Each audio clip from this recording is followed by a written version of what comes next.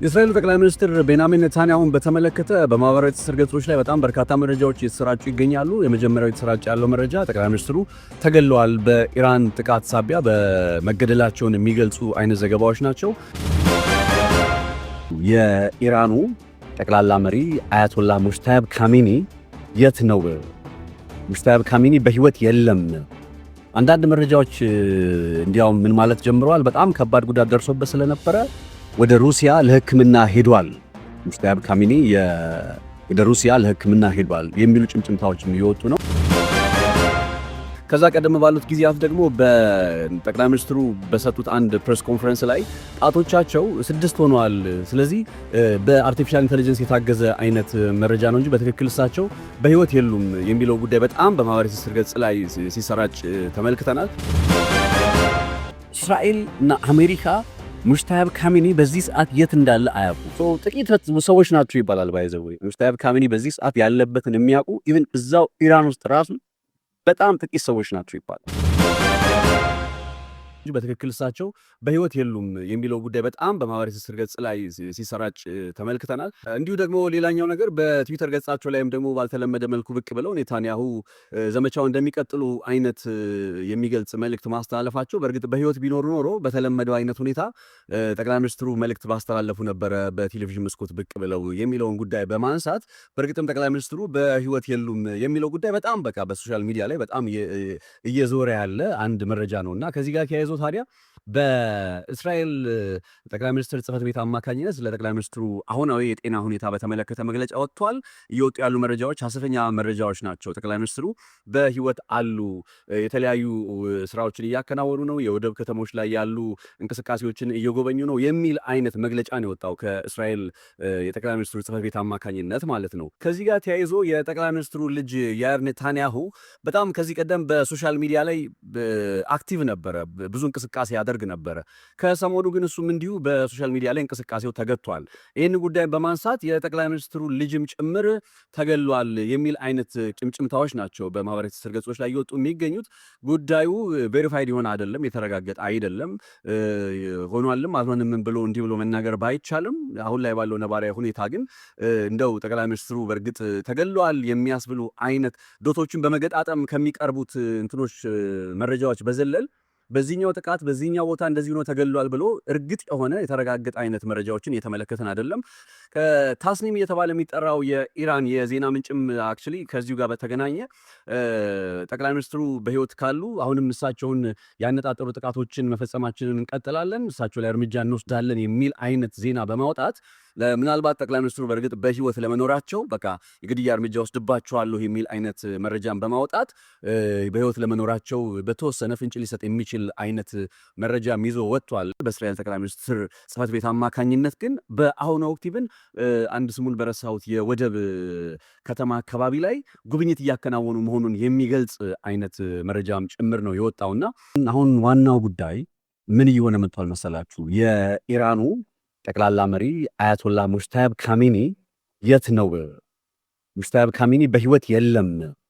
አንዳንድ መረጃዎች እንዲያውም ምን ማለት ጀምረዋል፣ በጣም ከባድ ጉዳት ደርሶበት ስለነበረ ወደ ሩሲያ ለህክምና ሄዷል። ሙጅተባ ካሚኒ ወደ ሩሲያ ለህክምና ሄዷል የሚሉ ጭምጭምታዎችም እየወጡ ነው።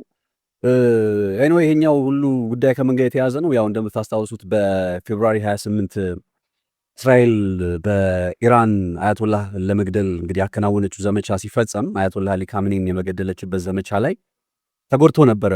ሙጅተባ አሊ ካሚኒም እንዲሁ ጉዳት ደርሶበት ነበረ አዲሱ ጠቅላላ መሪና ከዛ በኋላ ባለፈው ጋዜጣዊ መግለጫ ሲሰጥ የእሱ የጽሁፍ ጋዜጣዊ መግለጫ በእንትን የተነበበው በዜና አንባቢ ነው የተነበበው።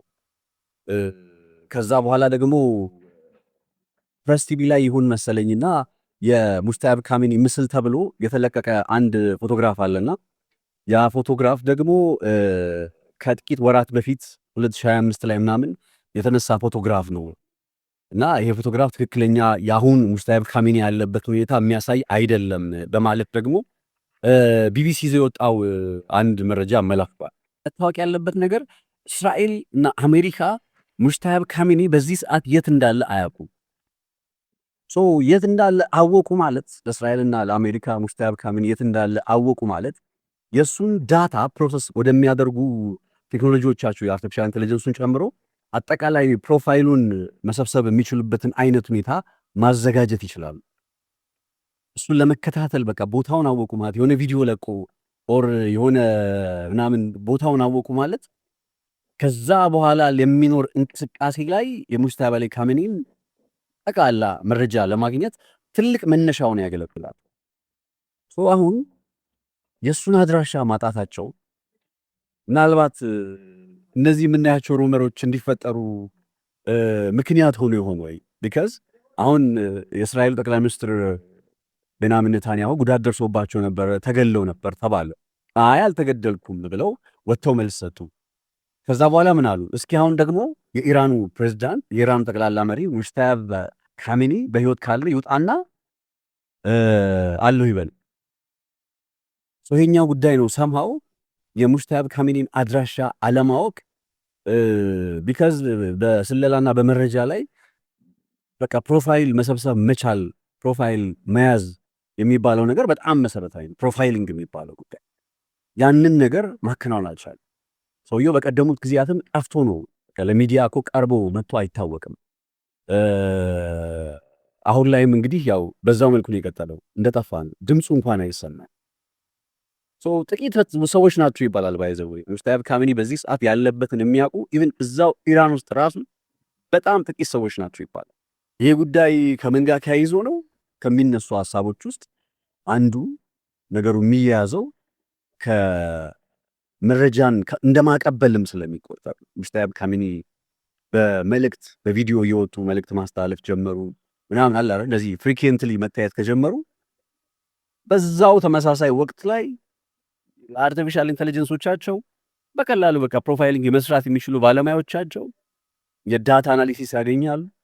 ወራባውታቸው፣ እንቅስቃሴያቸው፣ በዙሪያቸው ያሉ ሰዎች ማን ናቸው፣ እነዚህ በዙሪያቸው ያሉ ሰዎች እንቅስቃሴ ምን ይመስላል፣ በቃ ወደ ቀጣዩ ስቴፕ ለመሸጋገር እና ከባድ የሚሆነው ለሙጅተባ ካሚኒ በእርግጥ በነገራችን ላይ ያለበት ከታወቀ ነው አይደል?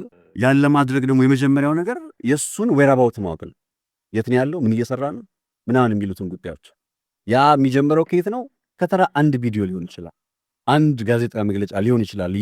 ያ መረጃ የሚጀምረው ኢራኖቹ በዚህ መልኩ ፕሮቴክት ለማድረግ ጥረት እያደረጉ ይሆን ነው ወይንስ ደግሞ እንደሚባለው በጣም ከፍ ያለ ጉዳት ደርሶበት ይሆን?